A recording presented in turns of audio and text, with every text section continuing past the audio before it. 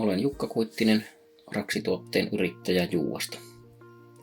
Raksituotehan on perustettu vuonna 2017 toiminimellä ja pikkusen tätä ennen aloin kehittelemään omalle kesämökille aurinkoilmakeräintä.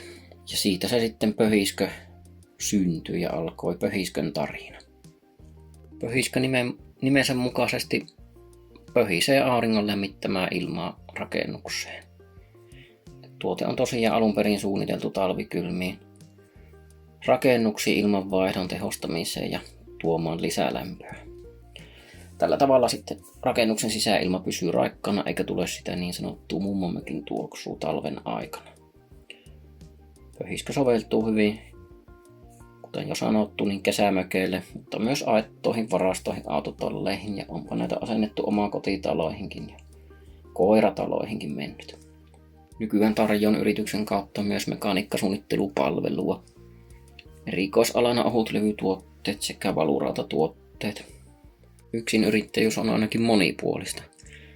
Alkuun tuli tehtyä itse lähestulkoon kaikki, aina kirjanpidosta digimarkkinointiin ja verkkokaupan ylläpitoon. Sitten minä olen hankkinut nämä ammattilaisilta palvelun.